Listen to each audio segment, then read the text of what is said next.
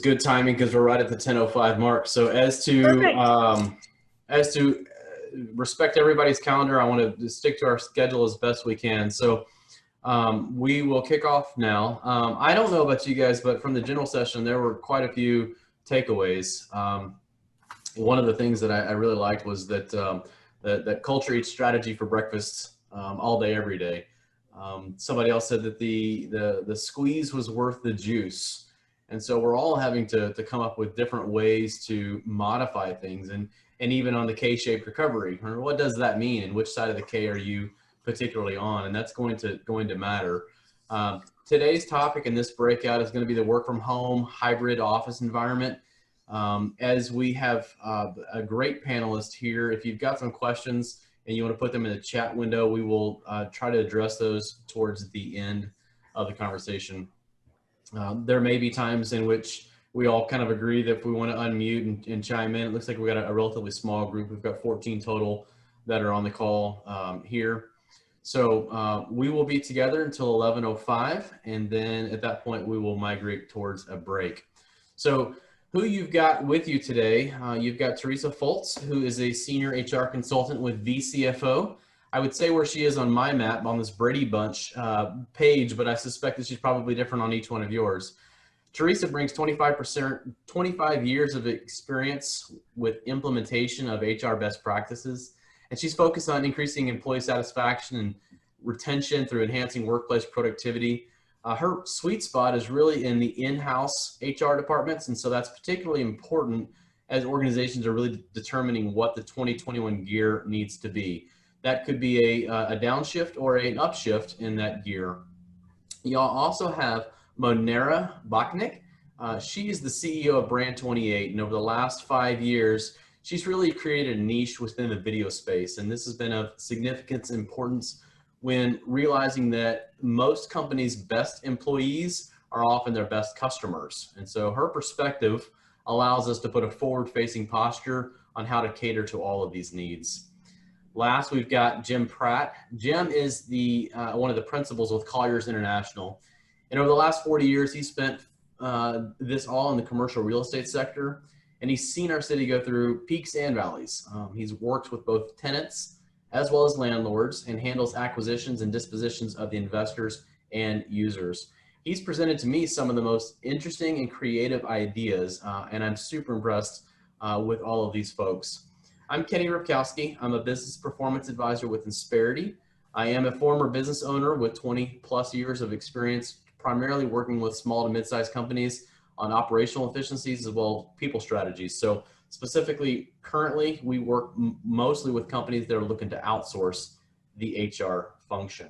So with that as our jumping off point, I've got a few pieces that I'd like to stick to at the beginning. And once I ask the question, I'm going to go in alphabetical order so that each one of our panelists has an opportunity to respond. We'll spend probably about 10 minutes or so on each one of these questions. But starting off, team, I've had personal experiences with different types of leaders, those that over communicate as well as those that grossly under communicate. And given that we're all working in kind of a mixed hybrid environment now, what have you found to be the right balance here, and in what format, like Zoom, telephone? What's that cadence? So I'd like to hear from you guys. Monera, what's your perspective? So I think we have a unique perspective in this because my company personally was virtual prior to the pandemic. We're still virtual now, and we will continue to be virtual after the pandemic.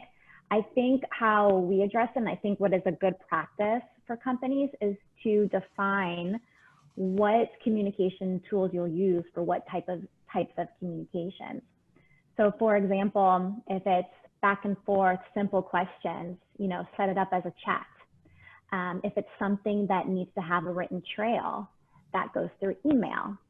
If there is something that is urgent, or maybe there's at risk for it being misconstrued through email, pick up the phone or schedule a phone call.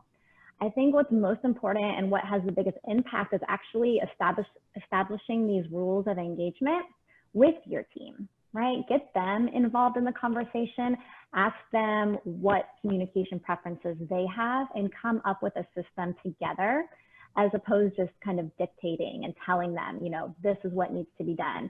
Because we're all learning in this new environment, and we all have different preferences, and we all have different perspectives that add value to how we communicate. Thank you. Good feedback. And I did say alphabetically, then I realized that Jim, I went out of order, so I'll try to get that fixed. Ladies first, I guess. There you go. It depends on whether you're doing first names or last names. Oh, okay. That Right. good play. All right, Jim. What about you guys?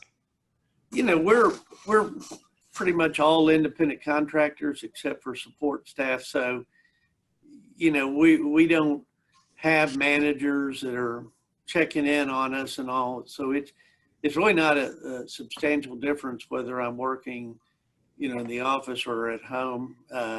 You know, we have had, obviously we have shut our office down twice. So things like team meetings, which we have monthly, you know, have gone to Zoom, which has been the format.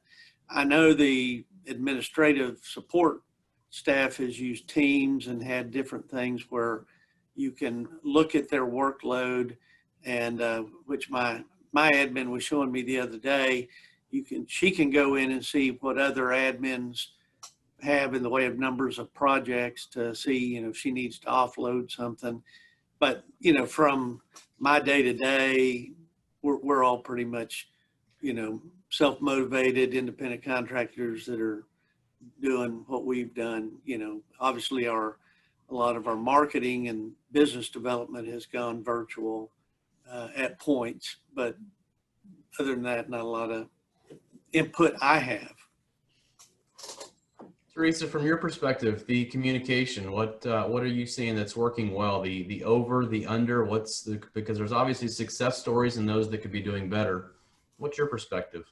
Well, I'm getting a lot of my perspective from my clients and my peers, and a lot of that has to do with starting with your leadership team and making a decision on how you're going to move forward and who is going to be doing the communicating overall in the organization, and being sure that messaging is consistent and how you're going to deliver that. Is that going to be via Zoom? Is that going to be in an email format?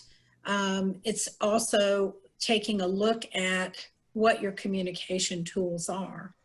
And a lot of folks have Slack and Ping, and I learned something the other day from our marketing team that Slack has a telephone and you can call on Slack. And I'm used to my handheld device, my iPhone. So I learned something new from them. And I think too, making sure that you push that and how each communication tool is going to be used within your leadership team and their teams, and then driving that down and finding out from them, as Monarch said, what would they like to do and how would they like to communicate, but try to keep it as consistent as possible so everybody's included and knows what they're supposed to be doing and when and how they want to communicate about a certain thing. As it relates to the HR function, that's going to be a little bit different, because those types of conversations that happen to be one-on-one are going to be done a little differently. Some are via Zoom, some are via the phone, some are via Skype. It just depends. So I think you have to identify, what have we done in the past? What are we doing today? What works for our business model? What works for each of our departments? And make sure that the communication is crisp and everyone's concluded and informed about what you're going to do and when. And that's been a bit of a challenge for people that I've heard, because people are trying to ensure effective two-way communication while being effective in a group setting as well. And I think just like there's some rules on emailing and what's the appropriate way to email, I think there also needs to be some communication on the appropriate way to hold Zoom meetings and Skype and Slack and that type of thing. So you have a standard of how you're conducting yourself, because I've seen some things on Zoom that haven't been real pleasant with a couple of my clients last week where they got into it. So you know, we need to know when to take those types of discussions offline and not have that as in a public forum. So things have changed and we need to adapt. And I think most people have adapted fairly quickly, but now that we see where we are, where we've been and where we are today, now we can put a plan in place on how we can even utilize more of our communication tools to be effective communicators. That's good feedback. Jim, you mentioned that you had a lot of folks that were, you said your meetings were on a monthly basis. So how would you balance somebody who doesn't feel comfortable returning back to the office in this team meeting? So do you have a hybrid where there's people that are in the office as well as remote? I mean, would anybody be able to comment on that? Because that's a little bit unique, right? You've got some that are there and some that are not. We've had a little bit of that, and you know, we've got a Woodlands office, a Sugarland office, and the Galleria office. So we've always had, you know, some of that in that you have the group in the Woodlands that don't make the commute, you know, down for the monthly meetings all the time. So they're on Starleaf, you know, up on the screen. But we've had a little bit of some remote people popping in and some in and all.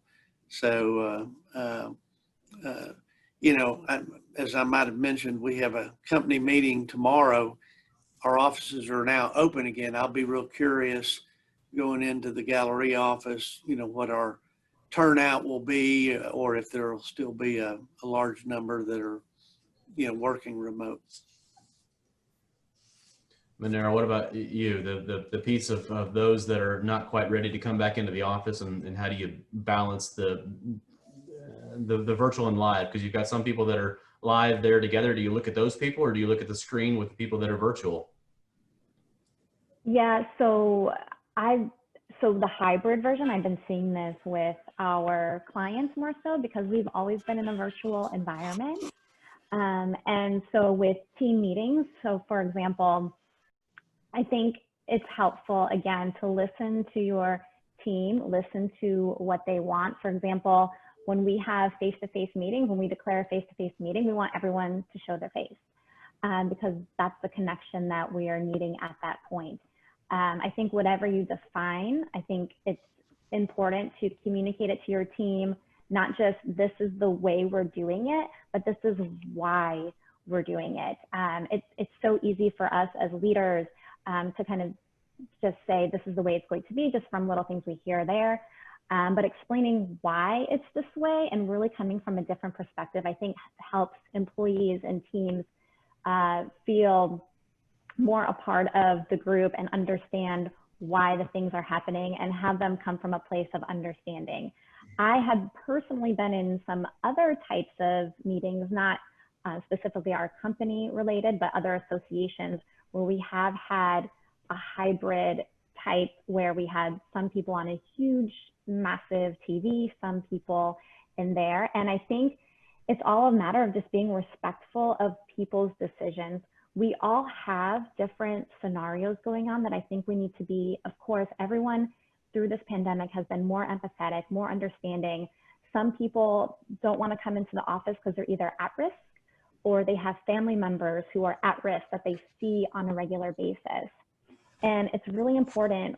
I always want to make sure that I know what's going on. I know it's a hard boundary to cross. It depends on the organization, but understanding what's going on with your team, personal and work related, will help you build, even if it's just for a monthly team meeting that Jim was saying, it will help you understand where everyone is at and how you can deliver or have a successful team meeting with keeping everything in mind of what's going on in your employees' personal lives as well.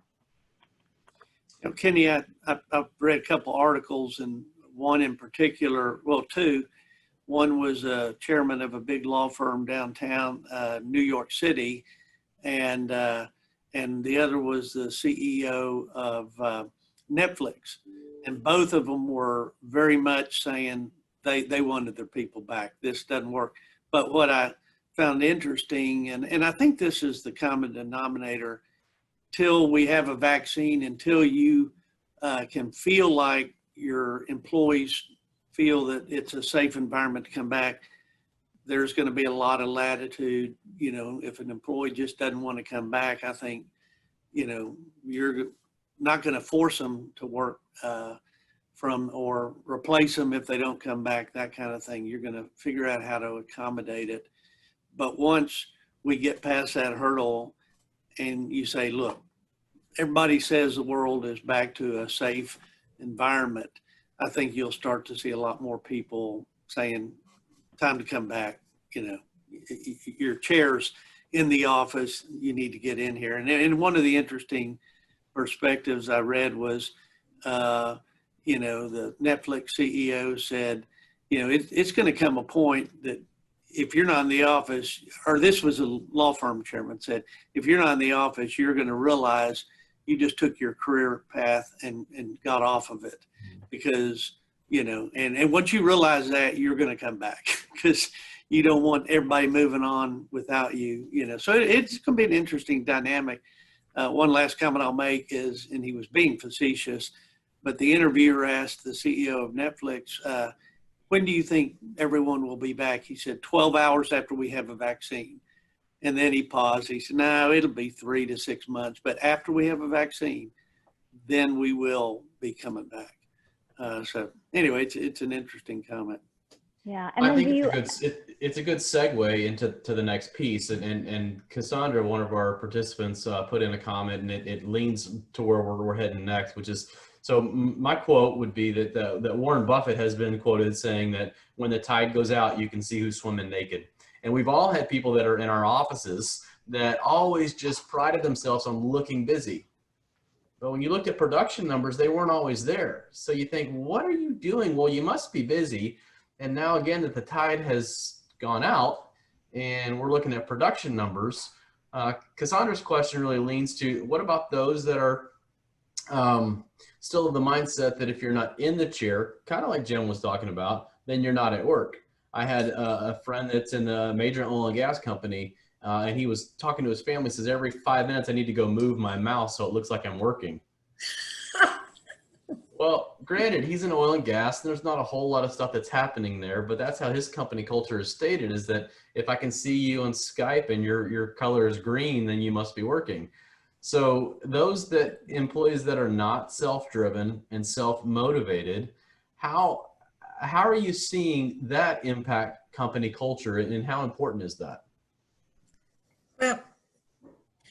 Well, from my perspective and what I've been seeing is you have to be clear and consistent about expectations about performance, and then you have to manage it. They're not at their desk physically in front of you in the same office where you can run by and see that they're, you know, the papers have been shuffled on the desk, but for some odd reason they haven't been there. And that reminds me of a story with an old client of mine that was an oil and gas client. It was a large client in Houston where the guy hadn't been in the office for a month and a half.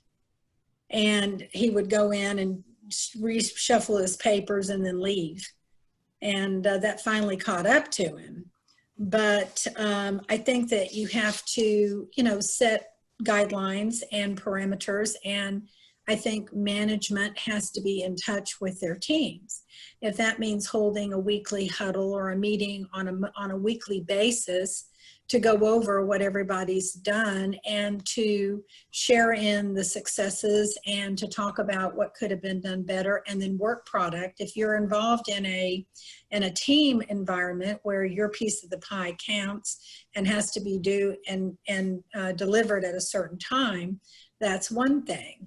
If you have a tendency to work more alone, like you said in the case of some of the oil and gas companies, I think that you have to promote accountability, and you have to maintain expected standards of work, as well as feedback, which is two-way feedback. Feedback from the employee, you know, I'm having a struggle keeping up with this and not being in the office to talk to other people about it. I can't get a hold of X, Y, and Z to discuss it with them. What do? Maybe it's time for a team Zoom call and a manager call one-on-one with some of the other participants in that particular work group. but I think that it's really important that management stays in touch with their remote employees to make them feel like they are part of the team. And I think accountability and production and deadlines for those is critical, especially now, given the fact that, as others have said, we're all faced with different sets of circumstances in our life day to day. And I'll tell you, from a grandmother's perspective, even my grandson is fed up with being at home with his parents. So he's challenged as well, okay? So you're not only facing the challenge of the parents face-to-face working from home, but you're faced with the challenge of the children being fed up and wanting to go back to their normal lives and interacting with their peers and their friends in school. So I think it's effective communication as a team and two-way. I think it's promoting accountability and having some type of structure in place, just like you do in the work environment. Manera, what do you think? Yeah, so what I've been telling a lot of clients that I have that are, have a normal 9-to-5 type workplace, employees, maybe try to flip your perspective a little bit and think of them as contractors. So there's definitely a difference between contractors and employees, right? And with contractors, that's who we work with majority of the time. And we're looking at their output. We're looking at their productivity. Are they delivering what they need to deliver? Are they present for the meetings that we have set? They can work at midnight. They can work at 3 o'clock in the morning. Are they getting it done?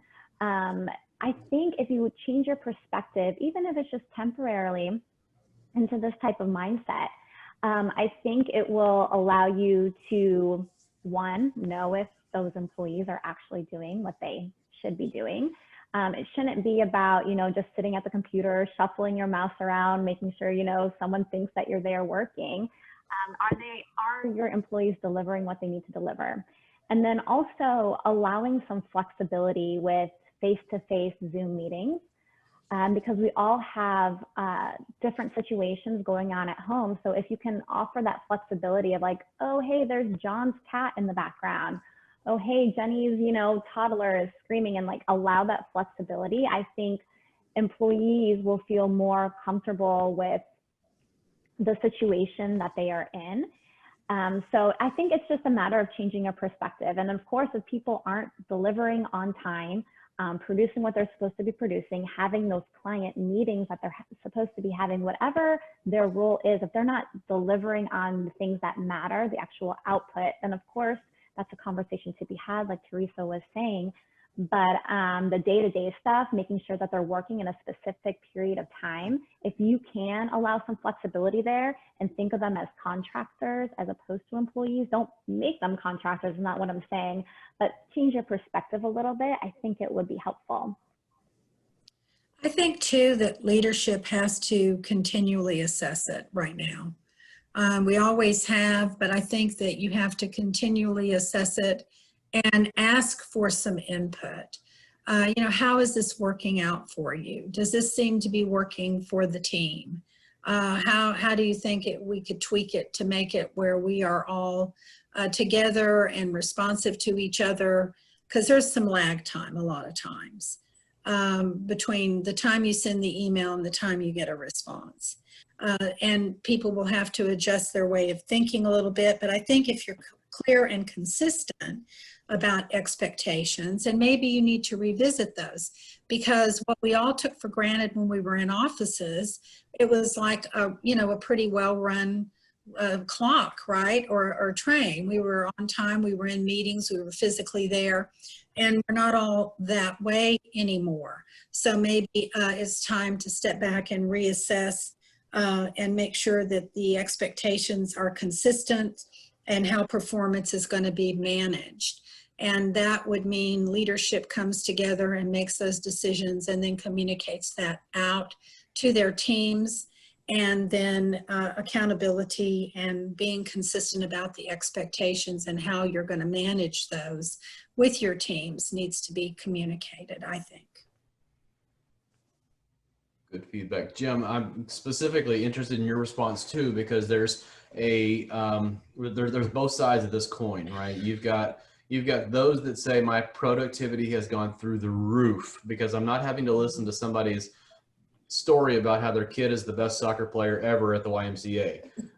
But at the same time, you're also missing those opportunities to mentor and to motivate and to find the next you to put your arm around and say, hey, can I bring you in on this deal? I wasn't even thinking about you until I saw you. And now, hey, let me come teach you and train you. So there's this balance between the two. So what are you seeing from that? I mean, are we seeing more on the rehumanization of people when they've got kids and dogs barking? Not the kids are barking, but kids that come in asking for Cheez-Its and dogs that are barking. How do you balance that piece of it? Is there a right and is there a wrong from your perspective?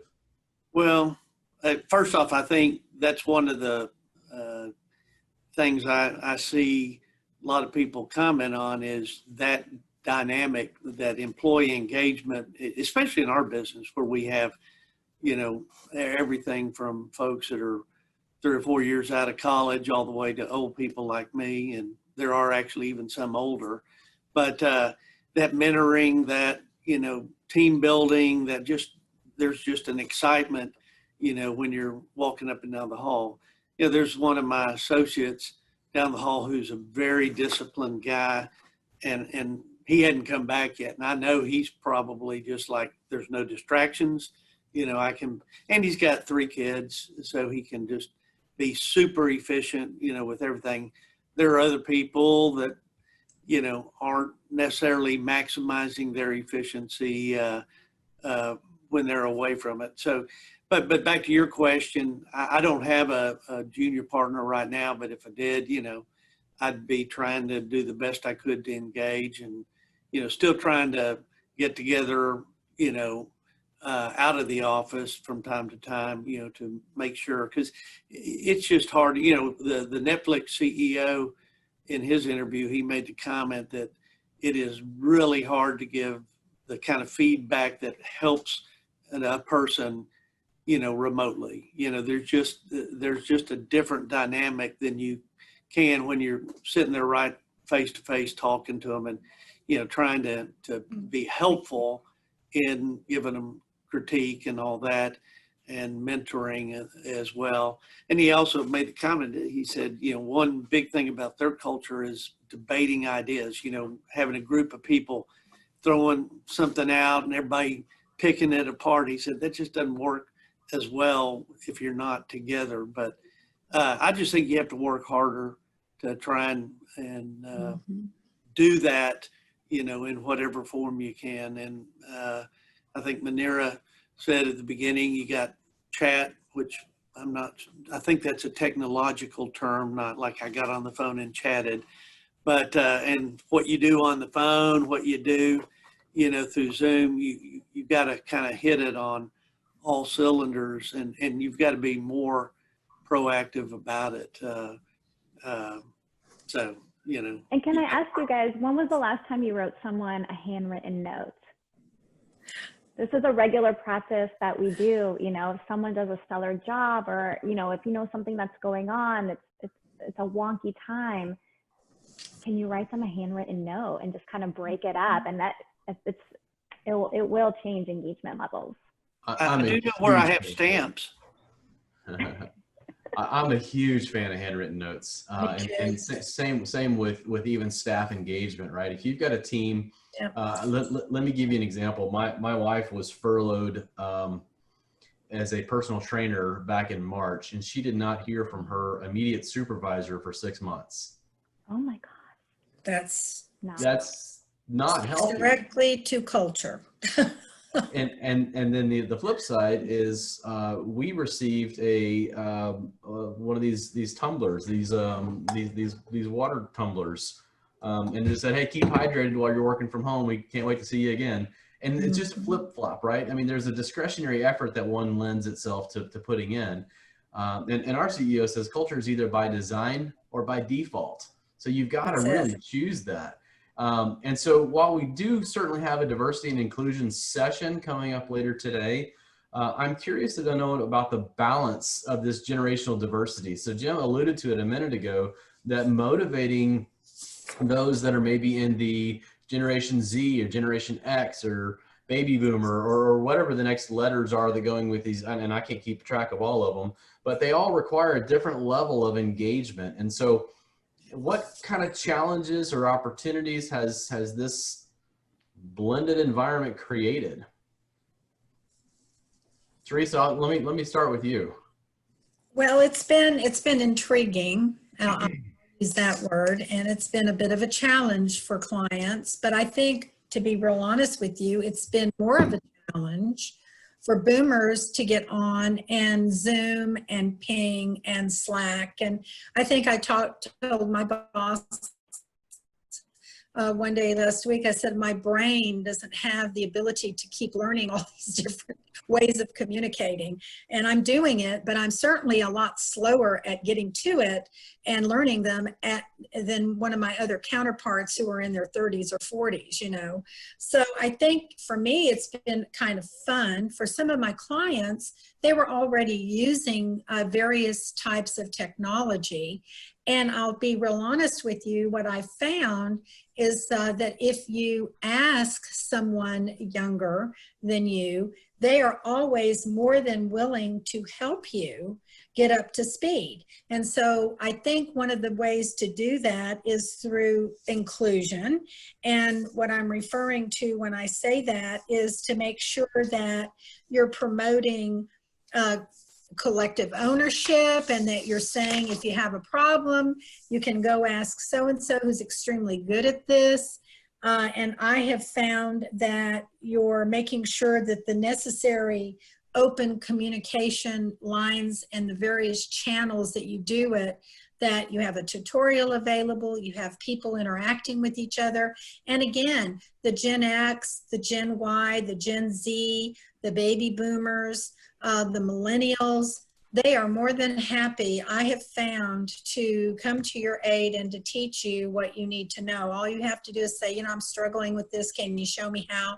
And I haven't found one yet that isn't happy to work with me and to work with some of my clients who, as Jim said, a little long in the tooth, but, you know, we have a blended workforce, and I'm finding that some of that barrier has been broken through over time with all the different millennials and the Gen Xers, because even with Gen Y, Gen Z, and millennials, you're seeing a little bit of difference in how they operate and how they work.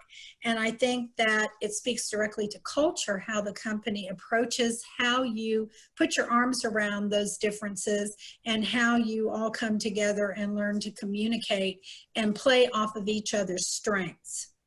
So I think that there's a lot of strength in each one of those different generations. And I think if we take advantage of those, I think that's always a real plus. And we don't necessarily show the differences, but we embrace the differences and we appreciate the differences. And then we talk about, as a company, how can we enhance and springboard off of each of those different age groups' strengths internally. So people are more in a collaborative mode versus a butting heads over what each one of them doesn't understand about the other one, because there are tons of similarities in every generation. They're just expressed a little differently. Jim, how would you respond to that? I got so caught up in Teresa's answer, I forgot what the original question was, but I know we were talking about the younger generation being helpful to take the old people like me and bring them along technologically. And I think in the flip side, we can, you know, engage more with them in the parts we're good at sales wise. You know, I was sitting here thinking, I teased I'll say my partner, a guy I do a lot of my business with. He's not real good about, and he's 1 year older than me. He's not really good about reading emails all the time, you know, which maybe I'm overboard. I always have it. I check it, and I can't ever understand. And I call him, did you see the email? No, I didn't. But, you know, where I used to be able to go into town once or twice a week, I'd stop in his office and we'd go through everything we were working on. Uh, that doesn't happen as much anymore. And I've gotten here recently as he seems to have been busy, and I drop him emails with his to-do list. And now he'll call me back and say, okay, let me go through your list, you know. So you just have to figure out how you work in a different environment. Have you found that this new space is more conducive to that, or did you find that going into his office and sitting down and saying, I'm not leaving until you answer all my questions? Which one's more effective? I like the personal interaction. It's easier to, you know, brainstorm or, you know, say, well, let's give them a call right now, you know, that kind of a deal. If somebody hadn't gotten back to us, that doesn't work as well when you're on a phone call with him to patch him in, you know, that stuff's not the same. But I mean, you know, and in our case, I think we're coming out of that and back more or less in the office. So it's evolving back to close to what it was. But yeah. And Manera, so you guys have always been remote or a kind of a dispersed office, and so there are some that say that having the drive to work or home is terrible, and some others are like, no, I love that. And so it's a bit of a difference, right? Some say I listen to podcasts that way, and then I can leave work at work and leave home at home, and so there's a balance that has to get there. Have you found a way to effectively do that across different generations? Yeah, I mean, you definitely have to be a person that can work from home to work from home. And Yes. I guarantee you there's going to be assessments coming out soon that will, instead of taking an assessment for, you know, are you a culture fit, or, you know, intellectually, are you a fit? It's going to be, can you work from home if they have work from home mandatory days.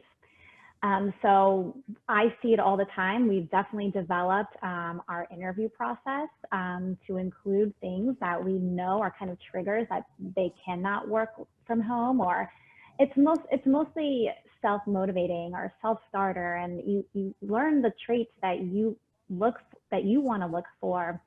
But as far as generations go, I will say that any generation can work from home efficiently, right? And it's just making sure that they have the right tools accessible to them, the right people, like Teresa was saying. I geek out over generations, so I could talk about this all day long. But I think what's most important for everyone to kind of take away from this is that know who your people are, know what generations are in your workforce. Do you know right now off the top of your head the percentage of millennials at your workforce? If the answer is yes, that's fantastic. If the answer is no, I encourage you all to create employee personas. That's what we do. That's a huge long-winded answer, but basically in marketing, they create marketing personas so they know exactly, or buyer personas, excuse me, so they know exactly who they're targeting. You can create employee personas to do the same thing. I actually have a free workbook. If you want to find me on LinkedIn, this is my name. I'm the only one, and I'll shoot it to you. But when you create these employee personas, you can get a good picture of who your workforce is and then from there you can see, okay, I have majority of baby boomers, right? How do I communicate with them, right? They like face-to-face interaction. They like to read things. They want to touch things, right? If the majority of your workforce are millennials, it's text messaging, it's short, it's frequent. Gen Z, if you have Gen Z in your workforce right now, they're about, I think the oldest ones are 22, 23 years old. If you have Gen Z in your workforce and you have baby boomers, match them up together. A lot of people think that these two generations butt heads, but they are actually the most similar in generations because they both appreciate face-to-face interaction. Just Gen Z, they like face-to-face with a screen, and baby boomers, they like face-to-face without the screen. So these are actually a great matchup. Like Teresa was saying, you know, incorporate a buddy system, right? Put millennials with Gen X, put baby boomers with Gen Z, but understanding who is in your workforce is the first step. So that way you can have a good picture of how to communicate with everyone. And that goes for during this pandemic, working from home, and then even going back to the office. And it's really important to note that you need to communicate in different ways, the same message in different ways. So that way you know that you're hitting everyone. I know that was a long-winded answer. That was a great answer. Thank you. All right, I've got a really mind-bending one last. So let me give you a situation. In April, I got a phone call from someone who's not a client of ours. She reported that they did not have a work from home policy. I told her it was not all that uncommon because most people didn't.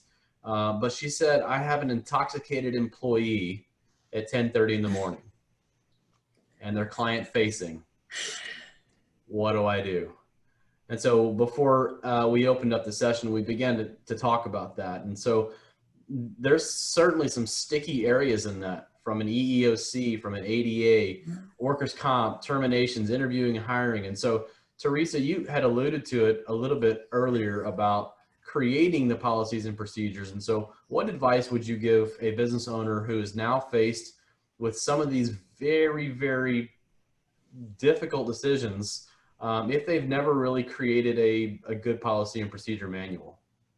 Well, if you have one, make sure that you go back into it and start from page 1 and start reviewing all of your policies. Make sure they're updated, not only for federal and state guidelines, but also for the new way of working, which is remote, Zoom, whatever, and how people are going to be interacting with their clients. The other thing is to be sure that all your leadership team is versed in those changes and that you roll those changes out to your employees.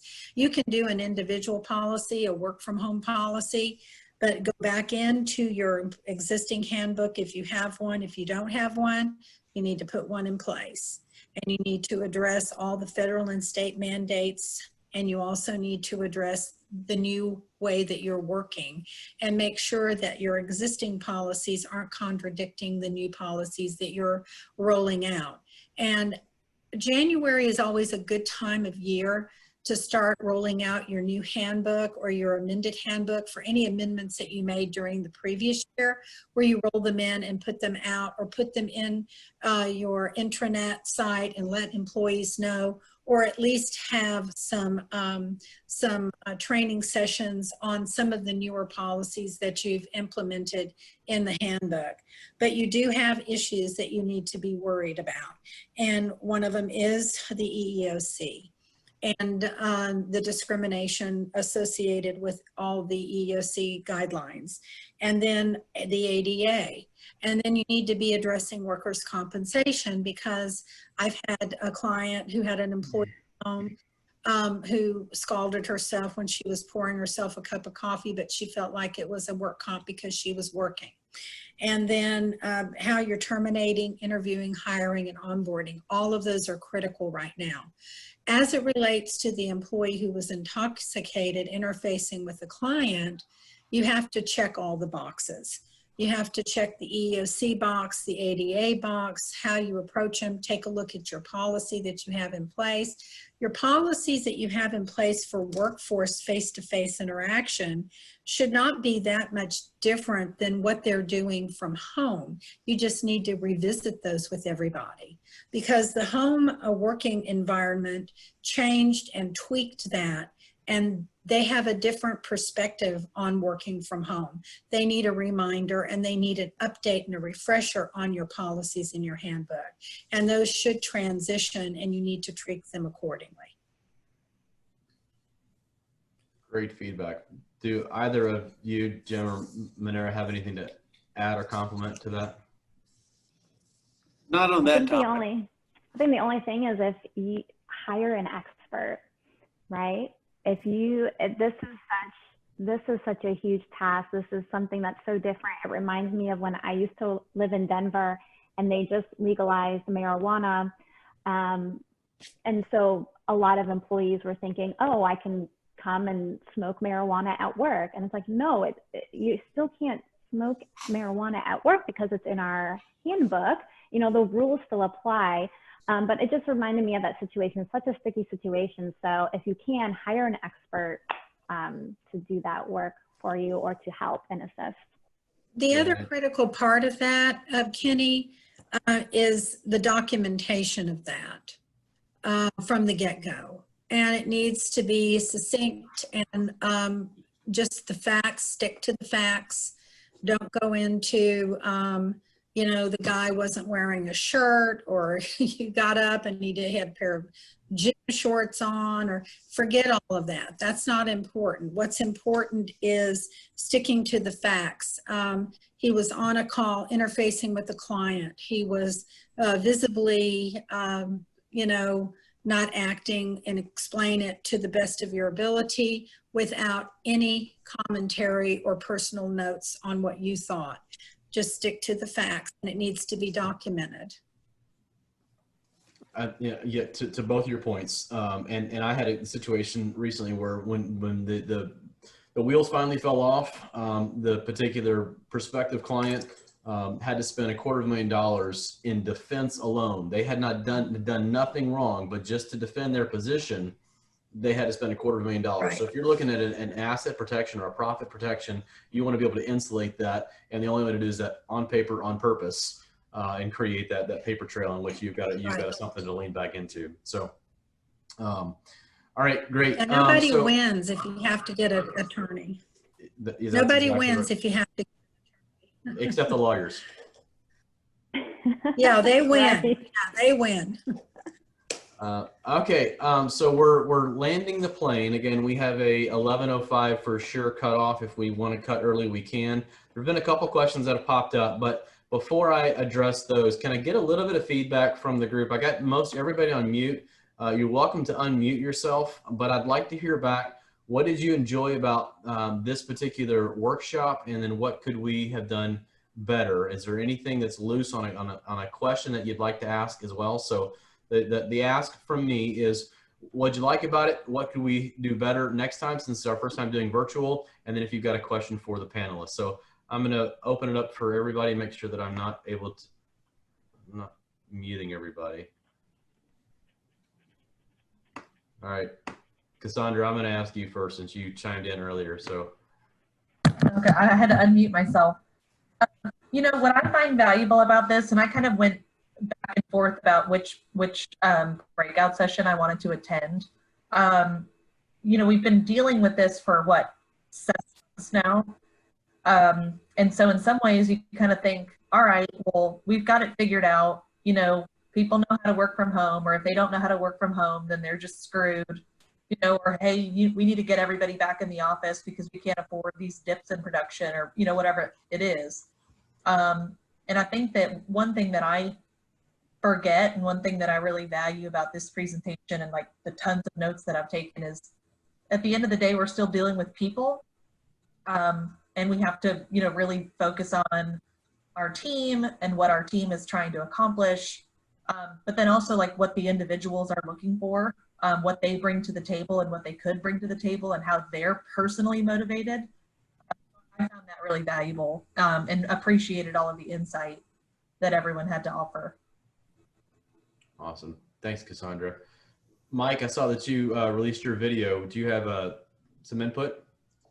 I was just going to add that one of the things that, as part of management, that I think's been helpful for us is that we adopted a discipline at the beginning of the pandemic of having you know, monthly all hands meetings with the CEO. And so the CEO's got to prepare, and that means all the rest of management's got to prepare for her. And we've gotten really good feedback from the employees, and Teresa might speak to this, but just that regular cadence of knowing that first of all, management themselves have to communicate closely with one another and put together you know, a PowerPoint and discussion topics for Ellen to go through with all the employees, and that it's put up on our education site for other people, for our employees to pull down and reference later. It's just a nice, it's been a nice anchor throughout to know that you've got, you know, they can look forward to it. They know they're going to get an update once a month from the CEO. They know that these are still uncertain times, but they know exactly what we're doing about it or what we're doing for the company and how the company's doing. So I just think the transparency for communication from leadership to staff is even more important in times like this than we've probably taken it for granted in the past and always haven't strived to be as transparent. But I think as management, we've really benefited from trying to be more transparent and timely. And I think our staff's responded. As an employee of that company, and that is my boss there, I will concur with that because it's the one time that I'm able to get on a call with our Houston team and then to learn about what our organization is doing from our CEO. And they post everything, and you're able to go out and revisit it if you weren't able to attend. So you can revisit it through a recording. And that's been very helpful. Yeah, I appreciated I think the comment that Manira made about telling your employees the why and not just the what. You know, I'm like the low man on the totem pole in my firm. And what's interesting is thankfully I've got folks that I, you know, am able to go ask certain questions of when you learn about, you know, compensation decisions or, you know, whatever it may be. And so as a human, you have kind of an initial reaction. Well, that's not fair. I work really hard, whatever that may be. And you realize that the company has actually made other decisions that have affected other people even above you. And you know, have felt that in certain circumstances, if the company would kind of explain like, hey, look, we're all in this together. We're all taking hits. We're all taking cuts, whatever it may be. That why factor really goes a long way in just helping people understand what kind of the greater goal is and what goes behind decision making. And I think that that's a really valuable takeaway to this particular panel and just to kind of dealing with teams and, you know, different levels of hierarchy and that type of thing. Yeah, and at the very beginning of all of this, what I tried to really enforce with clients, just employers in general, is that, especially when all the furloughs were happening and layoffs, is that during this pandemic, your employees are not going to remember the day-to-day. They're not going to remember the guidelines. They're not going to remember the new rules that happen. They're going to remember how they felt at the end of the day. So even if it's bad news you have to provide, even if it's things that you're just still unclear about, if you are transparent, if you are honest, you know, it's a two-way street when it comes to trust. I know there's a lot of trust issues with working from home, but if you do the best job that you can in communicating the why, communicating and being transparent on what's going on and making your employees feel just in the know or secure, that's what they're going to remember. Well, and I think it takes adversity and challenging circumstances to remind all of us of how deep the spirit of the culture of a company runs. Yep. Are there any other questions or comments? Well, thank you to each one of the panelists. If there are some additional questions, John, did you just unmuted? I don't want to cut you off. No, sir. I was just getting ready to say thank you. So okay, gotcha. So I thank you guys all for joining. If there's some time that you would like to spend with any of these individual participants, you can either email me, you can send a message in the chat box, you can send a message to Bob or whoever your sponsor was. But I think all of us are more than willing. Just mention the CEI forum. And again, we're so grateful that each one of you participated, and thank you for choosing this session. All have a wonderful break, and we'll see you back here shortly.